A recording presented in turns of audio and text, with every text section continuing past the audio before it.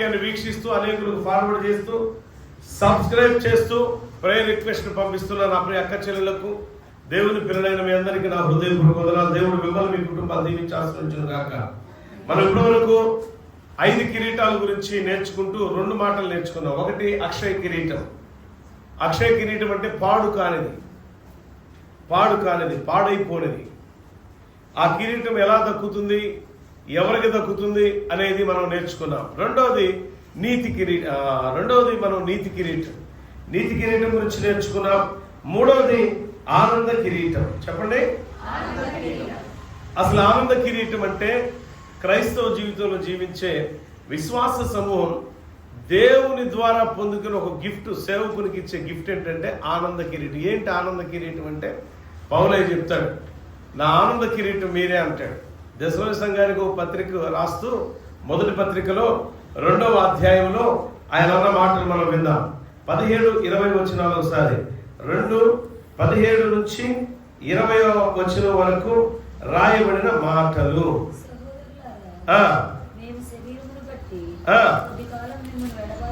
సహోదరులారా, శరీరాన్ని బట్టి కొద్ది కాలం మిమ్మల్ని ఎడబాసి ఉండొచ్చు.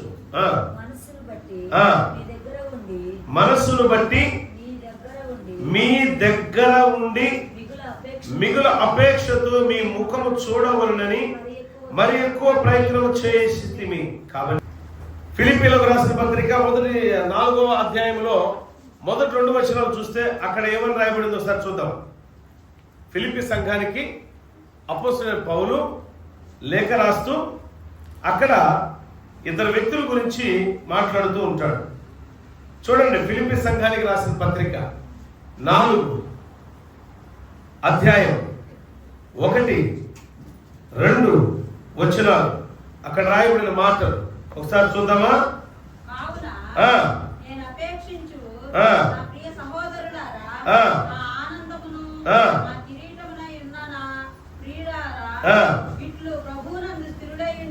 ఏమంటున్నాడు తెలుసా?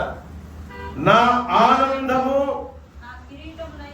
అంటే ఈ ఆనంద కిరీటం ఎవరు అని అంటే అది మీరై ఉన్నారు. అందుకే మీరు ప్రభువులో స్థిరత్వం కలిగి ఉండాలి. అంటే ఒక బోధకుడు, ఒక సంఘ వ్యవస్థాపకుడు చెప్పుతున్న సందేశం ఏంటంటే, నాకు ఆనంద కిరీటం మీరే. ఎవరితో చెప్తున్నాడు? సంఘ సేవకుడు ఎవరితో చెప్తున్నాడు అంటే విశ్వాస సమూహంతో చెప్తున్నాడు. నా ఆనంద కిరీటం మీరే, ఆనంద కిరీటం మీరై ఉన్నారు. మీ గురించి నేను మాట్లాడుతున్న మాట ఏంటంటే స్థిరత్వాన్ని కలిగి ఉండాలి. క్రీస్తునందు ఏం కలిగి ఉండాలి మీరు? స్థిరమైన మనసు, స్థిరమైన ఆలోచనలు. యేసుక్రీస్తు స్థిరత్వము, నిలకడలో, నిలబడే విధానంలో, నడకలో, అన్ని విషయాల్లో, మనస్సులో, స్తుతించే విధానంలో క్రీస్తునందు ఒక స్థిరత్వాన్ని కలిగి మనం ఉండాలి. ఇది చెప్తుంది బైబిల్. స్థిరత్వం కలిగి మనం లేవనుకో, అదేమైందంటే ఆనంద కిరీటాన్ని చేజార్చుకునే వాళ్ళు ఎవరు అని అంటే సేవకులే. స్థిరత్వం కలిగి ఉంటే నాకు ఆనంద కిరీటం ప్రభు దగ్గర దక్కింది అంటే ఫలం దక్కింది, జీతం దక్కింది. మీ దగ్గర స్థిరత్వం లేకపోతే సేవకుడు ఫలించినట్టు కాదు. అంటే సేవకుడులో సరైన వాక్య పరిచర్య మనం అందించకపోతే, సేవకులుగా ఉన్నప్పుడు సంఘానికి సరైన పోషణ ఇవ్వకపోతే, గొర్రెల మందకు సరైన ఆహారాన్ని పెట్టకపోతే ఆ కాపరి చెడ్డ కాపరిగా ఉంటాడు.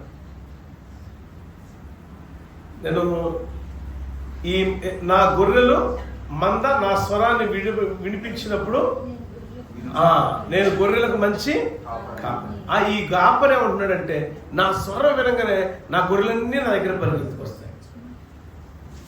స్వరం వినగానే, కాపరి స్వరం వినగానే, చూడండి మనం గొర్రెలు కాచే వాళ్ళని చూస్తూ ఉంటాం. వాళ్ళు కేక వేయగానే ఒక గొర్రె పరిగెత్తిందంటే మిగతా గొర్రెలన్నీ పరిగెత్తుకుంటూ వచ్చేస్తాయి. మనం ఇన్ని కేకలేసిన గొర్రెలు రావట్లేదంటే ఆ గొర్రెలకి ఏంటి? కాపరి కేకేసిన గొర్రెలకు వినపడతలేదంటే ఆ గొర్రెలు ఏమై ఉంటాయి? చెవిటి గొర్రెలు లేదా మూర్ఖపు గొర్రెలు, అంతేకమ్మా. అంటే కాపరి స్వరాన్ని వినగలిగిన గొర్రె ఎట్టి పరిస్థితిలో తప్పిపోదు. కాపరి మాట విన్న గొర్రె ఖచ్చితంగా మంచి ఆరోగ్యాన్ని, ఆనందాన్ని కలిగి ఉంటుంది. కాపరి స్వరాన్ని వినగల పరిగెత్తుకొచ్చే ప్రతి గొర్రె కూడా దీవెనకరంగా మార్చబడింది. అందుకే కాపరి స్వరాన్ని విన్న ప్రతి గొర్రె దీవెనకరంగా ఉండిద్ది, ఆనందకరంగా ఉండిద్ది, దేవుళ్ళు స్థిరత్వాన్ని కలిగి ఉంటుంది. ఇక్కడ పౌలు ఏం చెప్తానంటే, నా ప్రియమైన ఆ పేరులో కూడా ప్రేమను చూపిస్తాడు, పలుకులో కూడా ప్రేమను చూస్తాడు పౌలు. చాలామంది ప్రేమతో పలికే సేవకులు లేరు, విశ్వాసుల్ని ప్రేమతో పిలవరు, పిలిచేవారు చాలా అరుదుకుంటారు. ఒకవేళ ప్రేమతో పిలిచినా లెక్కలేంతనంత ఉండేవాళ్ళు కూడా కొంతమంది ఉంటారు. కానీ దేవుని మహాకృప ఏంటంటే మన సంఘం అంతా కూడా ప్రేమ కలిగిన సంఘం. ఈ చిన్న సంఘం, ఈ చిన్న మందని దేవుడు దీవించుగాక. చాలా చక్కగా రామేనని స్వరాలు విన్న మందని ఖచ్చితంగా దేవుడు వింటాడు. దేవుని స్వరాన్ని వినాలి మీరందరూ, గొర్రెల కాపరి స్వరాన్ని వినాలి మీరందరూ. వింటే స్థిరత్వం కలిగి ఉంటే మనం కూడా ఏం చేయాలి, మనం కూడా పని చెప్తున్నాడు. ఇక్కడ ఇద్దరు వ్యక్తుల గురించి రాస్తున్నాడు చూడండి. ఈ ఫిలిప్పీ రాసిన పత్రిక 4వ అధ్యాయంలో 1-2 వచనాలు. 1వ వచనంలో ఏమంటాడంటే స్థిరత్వం గురించి మాట్లాడుతున్నాడు, ఆనంద కిరీటం గురించి మాట్లాడుతున్నాడు. ఆనంద కిరీటం ఎవరికి అని అంటే ఒక సేవకుడికే కదా. ఏమండి, సేవకుడికేనా? సేవకుడికే కాదు బిడ్డలారా, సువార్త ప్రకటించే ప్రతి వ్యక్తికి కూడా ఆనంద కిరీటం వచ్చింది. మొదట మనం నేర్చుకున్నాం అక్షయ కిరీటం గురించి, రెండోసారి నేర్చుకున్నాం నీతి కిరీటం గురించి. అక్షయ కిరీటం అనేది పోరాటంతో సంపాదించుకునే మనం నేర్చుకున్న మాటలే కదా. అక్షయ కిరీటం అనేది పోరాడే తత్వం మనలో ఉంటే ఖచ్చితంగా, అంటే క్రీస్తునందు మన ప్రయాస ఎప్పుడు కూడా వ్యర్థము కాదు. పోరాడటమే కాదు, విశ్వాసాన్ని కాపాడుకున్న వాడికి కూడా నీతి కిరీటం నేర్చుకున్న గతంలో. ఈరోజు ఆనంద కిరీటం ఎవరికి అని అంటే శ్రమైన, బాధైన, ఇబ్బందికరమైన పరిస్థితి అయినా ఆగక క్రీస్తులో సాగిపోతూ స్థిరత్వాన్ని కలిగి ఎదుటి వారికి స్వార్థను ప్రకటించేవాడు పొందుకునే కిరీటం ఏంటంటే ఆనంద కిరీటం. అటువంటి ఆనందం నీ కుటుంబంలో ఉన్నదా? అటువంటి సంతోషం నీ జీవితంలో ఉందా? లేదా? లేకపోతే మనలో స్థిరత్వం లేదని అర్థం. ఇక్కడ ఇద్దరు వ్యక్తుల గురించి ఏమేమి చెప్తున్నాడు చూద్దాం. 2వ వచనం చూడండి ఒకసారి. ప్రభునందు ఏక మనస్సు గలవారై ఉండుడి. మొట్టమొదటి ఏమన్నాడండి? మొదటి వచనంలో స్థిరత్వం కలిగి ఉండాలి, రెండవది ఏక మనస్సు కలిగి ఉండాలి. తర్వాత యువోదియా సుంటుకే, ఎవరిని? యువోదియా సుంటికేను బతిమలాడుకుంటున్నాడు. అంటే బతిమలాడైనా, బొజ్జగించైనా, ప్రేమ చూపైనా, ఆ ప్రేమను మనం ఏం చూపించాలి అని అంటే, ఆ ప్రేమ చూపించే విధానంలో ఎలా ఉండాలి అంటే, మనం చూపించే ప్రేమకు వాళ్ళు స్థిరత్వాన్ని సంపాదించుకోవాలి. మనం చూపించే ప్రేమకు స్థిరమైన మనస్సు కలిగి ఉండాలి, ఏక మనస్సు కలిగి ఉండాలి. ఇక్కడ యువోదియా సుంటికే అనే ఇద్దరు వ్యక్తుల గురించి మాట్లాడు. ఒకరేమో పురుషుడు, ఒకళ్ళేమో స్త్రీ.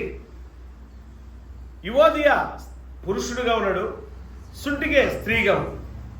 అంటే స్త్రీ పురుషులైనను, ఇద్దరు స్త్రీలైనను, ఇద్దరు పురుషులైనను సంఘములో, వీళ్ళు ఫిలిప్పీ సంఘములో స్థిరమైన విశ్వాస సమూహం. స్థిరమైన విశ్వాసులు, బలమైన విశ్వాసులు. స్థిరమైన విశ్వాసులు, బలమైన విశ్వాసులు అంటే ఎలా ఉంటారు అంటే సేవకుడికి వెన్నంటి ఉంటారు. సేవకుడిని ఎట్టి పరిస్థితుల్లో వాళ్ళు వదిలిపెట్టరు. సేవకుడిని ప్రేమిస్తారు, సేవకుడిని ఆదరించడానికి ఇష్టపడతారు, సేవకుడిని చేర్చుకోవడానికి ఇష్టపడతారు. చాలామంది ఏంటంటే సేవకుడు వస్తే తలనొప్పి, ఎక్కడ మా టీవీ ఆగిపోయిందో అని.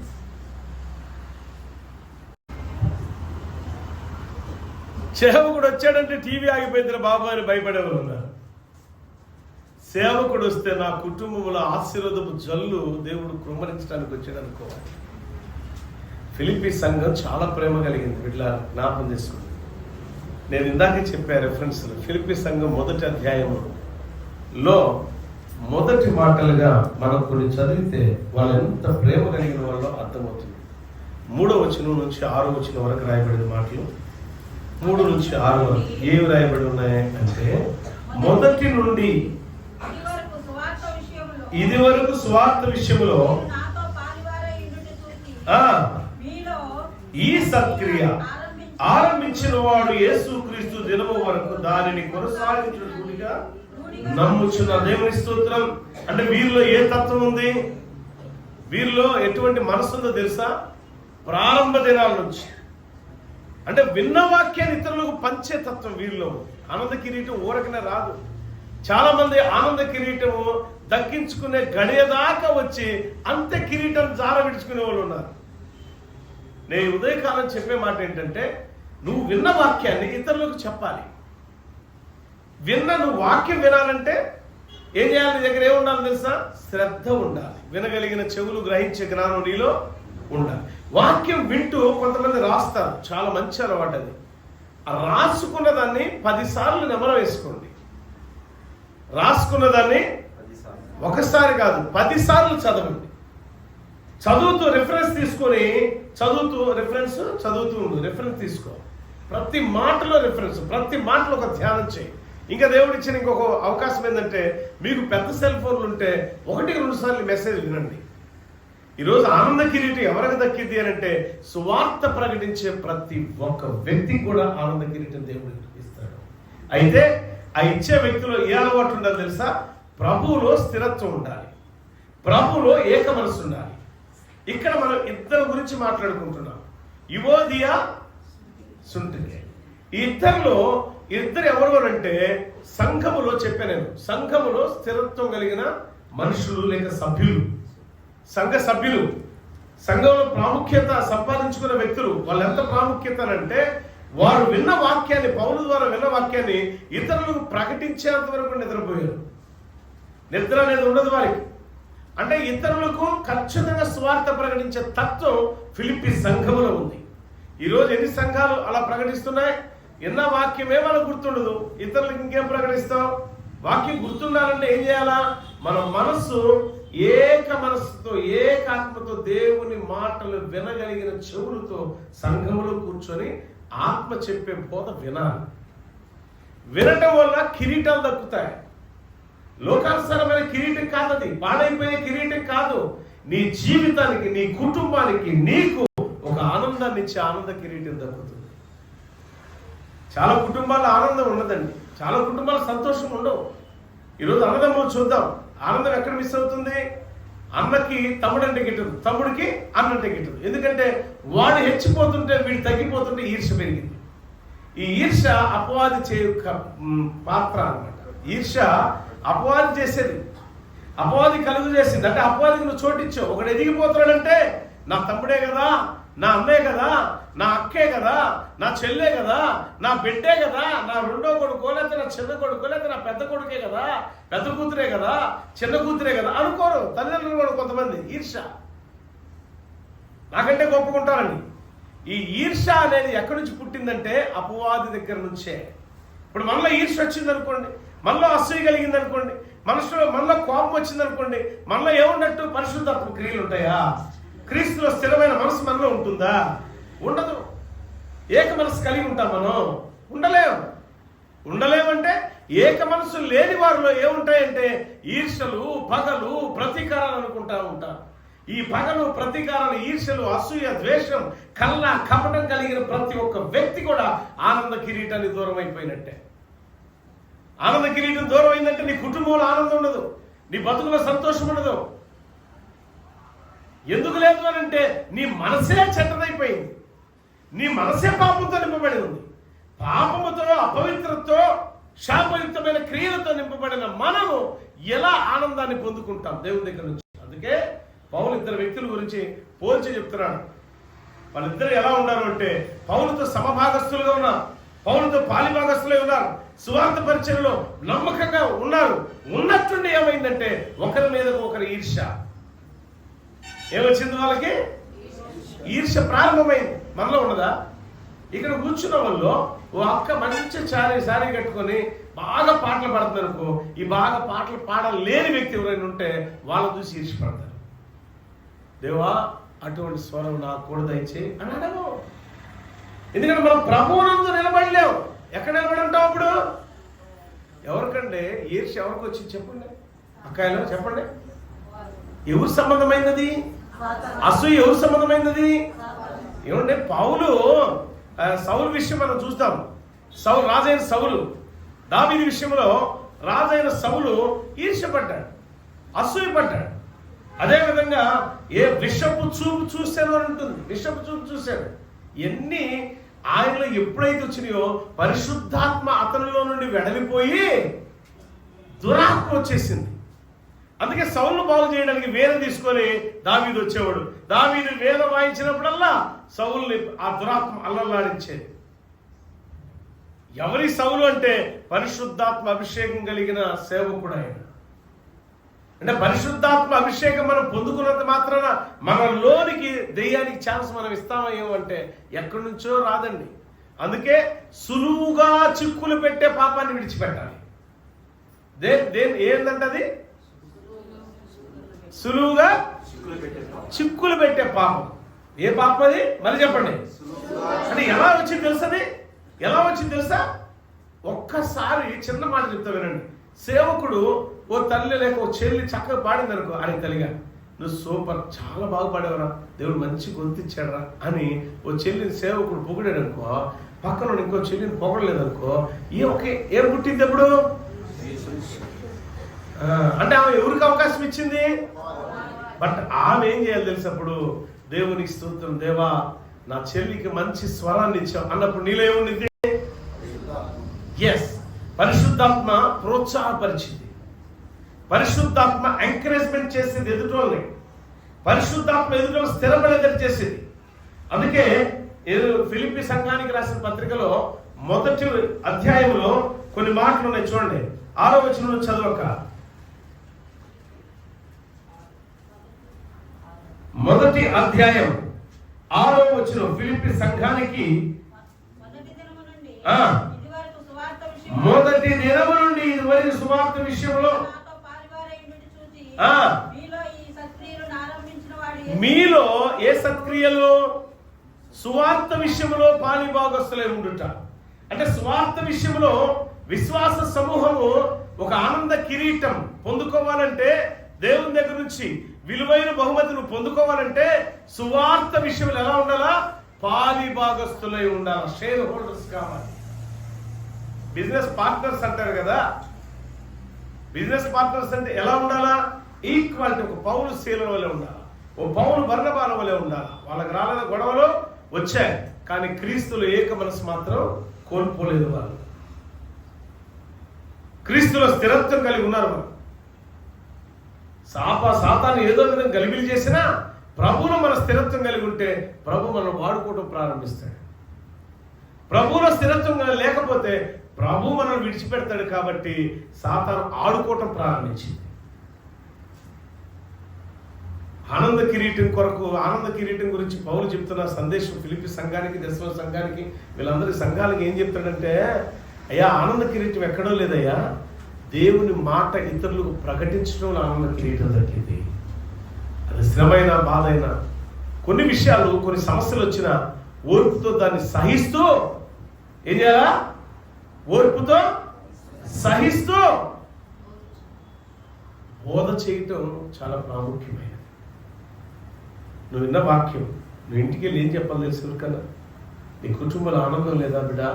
నీ కుటుంబంలో సంతోషం లేదా? అయితే దేవుని వాక్యం విను. దేవుని వాక్యం ఆరోగ్యాన్ని ఇచ్చింది, దేవుని వాక్యం ఆనందాన్ని ఇచ్చింది, దేవుని వాక్యం సంతోషాన్ని ఇచ్చింది. నువ్వు విన్నది ఇతరులకు పంచిపెట్టు. అప్పుడేమవుతుందో తెలుసా?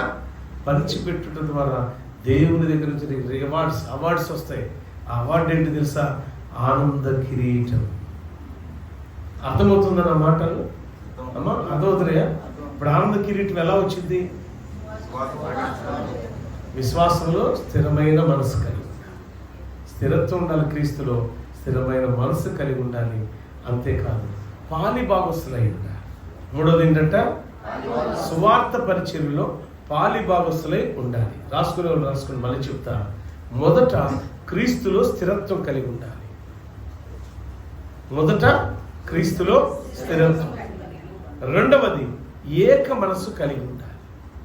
ఒకరినొకరు ఏక మనసుతో ఏకాత్మతో దేవుని స్తుతించేవారిగా ఉండాలి. మూడవది, సువార్త పరిచర్యలో మనం పాలిభాగస్తులం ఉండాలి. అంటే సువార్తను ప్రకటించే విషయంలో ఇతరులతో కూడా మనం పాలిభాగస్తులం అవ్వాలి. అలా ఉన్నదాన్ని బట్టి నేను ఎంతో సంతోషిస్తున్నాను. అలా ఉన్నదాన్ని బట్టి నేను దేవునికి కృతజ్ఞతాస్తులు చెల్లిస్తున్నాను. అయితే ఏంటంట నేను అన్నమాట ఇప్పుడు అయితే ఒక చిన్న ట్విస్ట్ ఉంది ఇక్కడ. చెప్పాను ఇందాకే, ఓ అన్న బాగా స్వార్థ ప్రకటిస్తుంటే ఇంకొక అన్నకి ఈర్ష్య ఆ ఈర్ష్య కలిగిన మనసు మనది కాదు, అపవాది. దాన్ని తరిమివేయండి. మీ మనస్సు స్థిరత్వం కలిగి ఉంచుకోండి. ఏక మనసుతో మీరు స్వార్థ ప్రకటించండి. దేవుడు అంచెలంచెలుగా నిన్ను ఎదిగేటట్టు చేస్తాడు.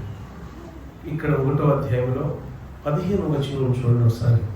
ఫిలిప్పీయులకు రాసిన పత్రిక 1వ అధ్యాయం 15 నుంచి 17 వచనాల వరకు రాయబడిన మాటలు. కొందరు అసూయ చేతను, కలహ బుద్ధి చేతను, మరికొందరు మంచి బుద్ధి చేతను క్రీస్తును ప్రకటించారు. చూడండి, కొందరు ఎలా ఉన్నారట? అసూయ. లేరా సంఘంలో అసూయ పరులు లేరమ్మా?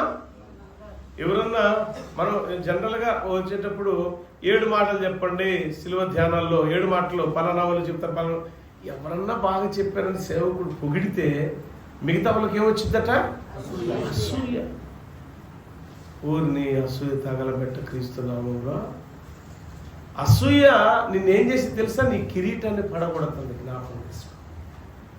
ప్రభువైన యేసుక్రీస్తు నిన్ను నన్ను ప్రేమించి ఆయన సువార్త పరిచర్యలో పాలుభాగస్తులైనందుకు ఆయన ఇచ్చే విలువైన ఆనంద కిరీటం, ఆయన దేవదూత సమక్షంలో ఆనంద కిరీటాన్ని ధరింపజేసే సమయంలో అది జార విడుచుకోబోతున్నాము మనం అని అంటే, ఆ ఘనతను కోల్పోతున్నాము అంటే అపవాది చేతికి మనం చిక్కిన వారిని ఉండిపోతున్నాం. ఆనంద కిరీటం అంటే ఓదో కిరీటం తగిలించుకోవడమే కాదండి. జీవితంలో నీకు ఆనందాన్ని ఇస్తాడు దేవుడు, జీవితంలో సంతోషాన్ని ఇస్తాడు దేవుడు నీకు. మొన్న ఒక సందర్భంలో మేము మాట్లాడుకుంటున్నాం, ఒక సేవకుడు నేను ఏమని మాట్లాడుకుంటున్నాము అని అంటే, అరే ఆ డిస్కషన్ ఏం జరుగుతుంది అని అంటే, 100 కోట్లు వస్తాయా? ఏం చేస్తావు నువ్వు 100 కోట్లతో? 100 కోట్లతో నువ్వేం చేయగలవు? ఒక ఆయన ఉన్నాడు, అదే 100 కోట్లు మన దగ్గర లేకుండా వచ్చిన డబ్బులు వచ్చినట్టు సంఘాలు కట్టుకుంటూ వెళ్తే కొన్ని ఆత్మల్ని దేవునికి మనం అప్పగించి అనుభవుతాం. ఏం చేయాలంట? అదే డబ్బు మన దగ్గర ఉంటే కొన్ని సంఘాలు కట్టుకుంటూ వెళ్తే కొన్ని ఆత్మలను దేవుని రాజ్యానికి అప్పగించిన శక్తివంతులం అవుతాం. దాని ద్వారా అక్షయ కిరీటం ధరింప చేయబడుతుంది. దాని ద్వారా నీతి కిరీటం వస్తుంది. దాని ద్వారా ఏమొస్తుందంటే ఇప్పుడు ఆనంద కిరీటం.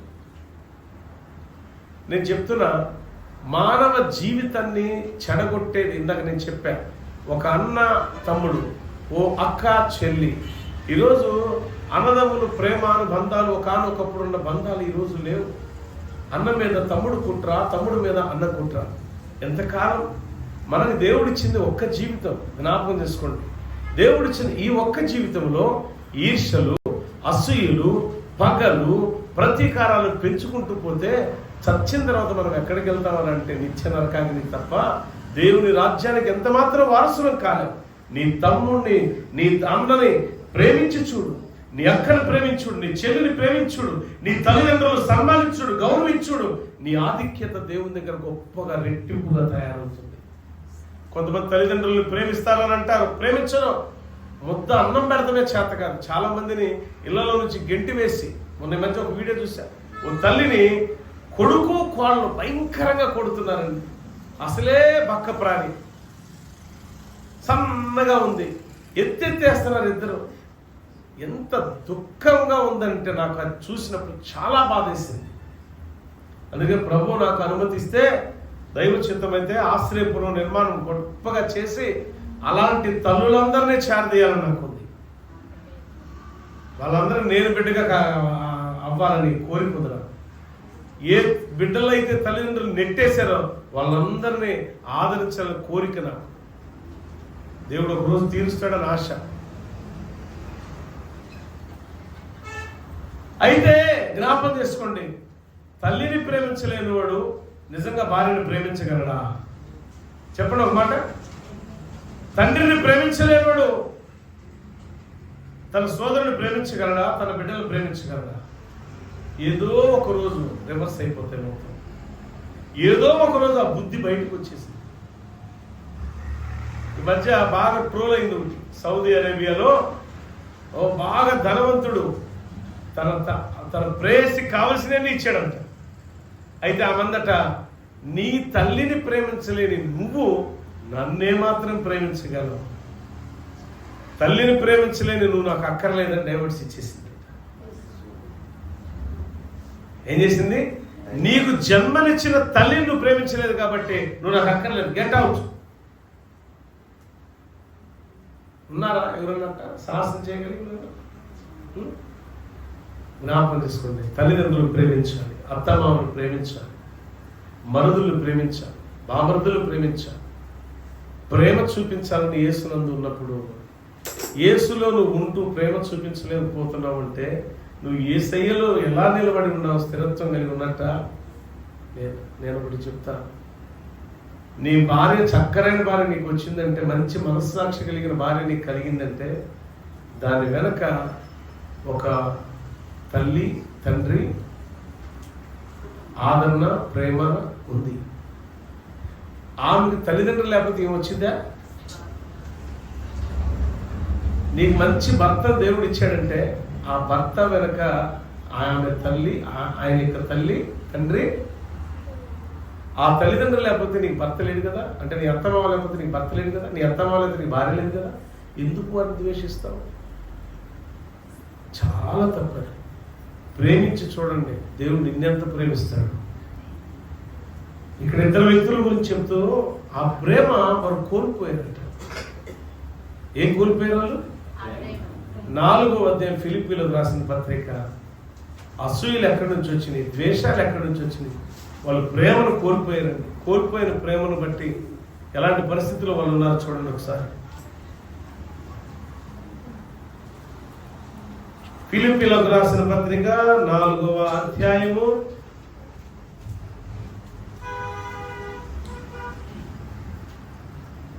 1వ వచనం అండ్ 2వ వచనం. 2 చూడండి. 2వ వచనం చదువుదాం. ప్రభువునందు ఏక మనస్సు గలవారై ఉండుడని యువోదియాను సుంటికేను బతిమలాడుకొనుచున్నారు. అవును, నిజమైన సహకారి ఆ స్త్రీలు క్లెమెంతోను నా ఇతర సహకారులతోనూ సువార్త పనిలో నాతో కూడా ప్రయాసపడిన వారు గనుక వారికి సహాయం చేయుడని వేడుకొనుచున్నాను. క్లెమెంతో అనే పురుషుడు, వారితో సారి ఇందాక నేను చెప్పినాను, వీళ్ళిద్దరు స్త్రీలు, వీళ్ళిద్దరు కాదు, వీళ్ళిద్దరు స్త్రీలే, పురుషుడు స్త్రీ కాదు, ఇద్దరు స్త్రీలే క్లెమెంతో కలిపి సహకారులుగా ఉన్నారు. క్లెమెంత్ అనే వ్యక్తితో పౌలుతో కలిసి సహకారులుగా ఉన్నవారు. వీళ్ళు ఏమైందంటే విభేదాలు పుట్టుకొచ్చినాయి, వీరిలో కొన్ని విభేదాలు పుట్టుకొచ్చినాయి, కొన్ని అసూయకరమైనటువంటి, కొన్ని ద్వేషకరమైనటువంటి విద్వేషాలు రెచ్చగొట్టుకునే పరిస్థితి. అంతే, సంఘం పాడయ్యే పరిస్థితికి వీళ్ళిద్దరి వల్ల వచ్చింది. యువోదియా సుంటికే. కొంతమంది సంఘములో వాళ్ళకి ఏదో ఉండింది, కానీ సంఘం మీద వేస్తారు నేరం అంతా. అది చాలా తప్పయ్యా అని బతిమలాడుతూ చెప్తున్నాడు పౌలయ్య. అంటే వారు దేవుడు వారికి ఇచ్చినది, ఏ పని అయితే దేవుడు చూపించాడో ఆ పనిని సరిగా నిర్వర్తించకుండా తమ సొంత కార్యాలు చూసుకుంటున్నారు. వాళ్ళు మార్పు చెందితే బాగుండు అని రాశాడు ఈ లేఖనం. యువోదియా సుంటికే అనేవారు క్లెమెంతోతో కలిసి గొప్ప పరిచారకులు. వాళ్ళు మంచి సేవ చేశారు, మంచి సహకారులు ఉన్నారు. కానీ ఈరోజు ఎలా ఉన్నారు అంటే విభేదాలు వచ్చి విచ్ఛిన్నమైపోతున్నారు. కానీ వాళ్ళ విభేదాలు ఎక్కడి నుంచి పుట్టినాయో, ఆ సమస్య ఎక్కడి నుంచి వచ్చిందో, సమస్యను పరిష్కరించుకొని క్రీస్తులో ఉంటే చాలా మంచిది, ఆనంద కిరీటాన్ని దక్కించుకున్న వారు అవుతారు అంటాడు. నాకు బాగా నచ్చింది ఏంటంటే పౌలుతో కలిసి చాలా మంది స్త్రీలు పరిచర్యలో ఉన్నారు, స్వార్థ పనిలో. వారిలో వీళ్ళు కూడా పురుషులు ఉన్నారు, స్త్రీలు ఉన్నారు, సువార్త సహకారులుగా, సహచరులుగా. కానీ వారిలో విభేదాలు పుట్టినప్పుడల్లా పౌలు అంటాడు, మరలా నాకు ప్రసవ వేదన మొదలైంది అని. కొరింథీ సంఘానికి చెప్పే లేఖలో అదే అంటాడు, ఇక్కడ ఫిలిప్పీ సంఘానికి అదే అంటాడు. చాలా చోట్ల అలా పలుమార్లు రాయబడి ఉందన్నమాట. పిల్లరా, నేను ఒకటే చెప్తాను, మనలో ఏమున్నా సరే సరిదిద్దుకొని ముందుకు వెళ్ళాలి కానీ స్థిర మనసు కలిగి కడుపులో పెట్టుకుంటే అది విషంగా మారిపోయిందమ్మా.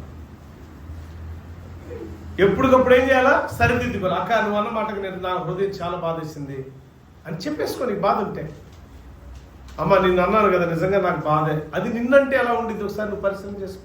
గబాలు ఎదుటో లేదని అన్నావు అనుకోండి, అదే మాట రిపీట్ మనం అంటే వాళ్ళకి ఎంత బాధేసింది. సో పౌలు ఇక్కడ ఏం చెప్తున్నాడంటే సరిదిద్దుకోండి. మొదటి అధ్యాయంలో చెప్పిన మాట ఏమంటున్నాడు? 15వ వచనంలో చూడండి ఒకసారి, పేపర్ తిప్పితే చాలు. కొందరు అసూయ చేత, కలహ బుద్ధి చేత, మరికొందరు మంచి బుద్ధి చేత క్రీస్తును ప్రకటించున్నారు. అంటే ఏ విధమైన బుద్ధులతో వీళ్ళు దేవుని ప్రకటిస్తున్నారు. స్వార్థ పని జరుగుతుంది, కానీ కలహంతో జరుగుతుంది, అసూయతో జరుగుతుంది, విద్వేషాలతో జరుగుతుంది. కానీ ఇది మంచిది కాదు.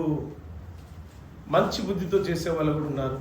నేనైతే అని అంటున్నాడు, నాకైతే నా బంధకాలతో కూడా నాకు శ్రమ తోడు చేయవలనని తలంచుకుని శుద్ధ మనసుతో కాక కక్షతో క్రీస్తుని ప్రకటించిన వీరైతే నేను సువార్త పక్షమున వాదించుటకు నియమించబడి ఉన్నానని ఎరిగి ప్రేమతో ప్రకటించున్నాను. ఏంటంటే తెలుసా బాబు, మీరు కలహంతోనో, కక్షతోనో, పగతోనో, ఈర్ష్యతోనో, అసూయతోనో మీరు ఏ విధంగా స్వార్థ ప్రకటించినా నేనైతే ప్రేమతో ప్రకటిస్తున్నా, మంచి మనసుతో ప్రకటిస్తున్న స్వార్థను.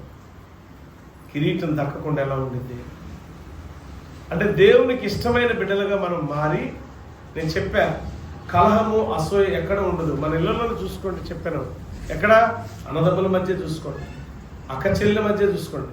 ఫర్ ఎగ్జాంపుల్ అజయ్ బాగా పొగుడుతున్నారు అనుకో, విజయ్ కోపం రావచ్చు. విజయ్ కోపం వచ్చింది, విజయ్కి అసూయ వచ్చింది అని అంటే విజయ్ దగ్గరికి ఏమొచ్చి నుంచుంది అమ్మా? విజయ్ బాగా పొగుడుతున్నాను, విజయ్ గొప్పగా ప్రార్థిస్తున్నాడు, గొప్పగా స్తుతిస్తున్నాడు, గొప్పగా ఆరాధిస్తున్నాడు, గొప్పగా పాటలు పాడుతున్నాడు అన్నావు అనుకో, అజయ్ దగ్గర ఏమొచ్చి నుంచుండేటప్పుడు ఈర్ష్య పడుతుంటే అపవాది, ఈర్ష్య పడక నా తమ్ముడిని దేవుడు వాడుకుంటున్నాడు అంటే అది పరిశుద్ధాత్మ క్రియ. ఆమె అప్పుడు ఇద్దరికీ ఆనంద కిరీటాలు. అంటే ఆ కుటుంబాల్లో ఆనందం, ఆ కుటుంబాల సంతోషం, ఆ కుటుంబాల ఆరోగ్యం. నీకు ఆనందం కావాలన్నా, సంతోషం కావాలన్నా, ఆరోగ్యం కావాలన్నా సువార్తను మంచి మనసుతో ప్రకటించి చూడు. దీని సారాంశం అదే. సువార్తను మంచి మనస్సాక్షితో ప్రకటించి చూస్తే దేవుడిచ్చే బహుమతి ఏంటంటే ఆనంద కిరీటాన్ని ఇస్తాడు. శాశ్వత కాలం నువ్వు ఆనందంగా, శాశ్వత కాలం ఆరోగ్యంగా, శాశ్వత కాలం క్రీస్తునందు స్థిరత్వం కలిగి దీవెనకరంగా నువ్వు మార్చబడాలంటే మంచి మనస్సాక్షితో స్వార్థ ప్రకటించే వారికి పాలిభాగస్తులుగా ఉండు. అదేవిధంగా క్రీస్తులో స్థిరత్వము, ఏక మనసు కలిగి పాలిభాగస్తులవై ఉంటే స్వార్థ పనిలో దేవుడు నీకు ఆనంద కిరీటాన్ని ఇస్తాడు. దేవుడి మాటను దీవించాల్సిగాక. ఆమేన్. మరో కిరీటం గురించి వచ్చేవారు నేర్చుకుందాం, ప్రార్థన చేసుకుందాం. మహాపరిశుద్ధుడా, మహోన్నతుడా, నీ స్తోత్రాలైనా ఇద్దరు వ్యక్తుల మధ్య గొడవలు ప్రారంభమైనాయి. కేవలం అసూయ వల్ల, ద్వేషాల వల్ల. కొంతమంది పగతో స్వార్థ ప్రకటించారన్నారు. తండ్రి, ఏ విధము చేతనైనా స్వార్థ అయితే ప్రకటించబడింది, కానీ మా ఆనంద కిరీటం నీవే. అందుకే మీ హృదయాలను కలిపిలి చేయించున్నది ఆత్మను దూరపరిచి స్థిరత్వాన్ని, ఏకత్వాన్ని, అదేవిధంగా చంచల మనసు కాక సహకారులుగా దేవుని పనిలో ఉండడానికి కృప చూపి సహాయం దయచేయమని.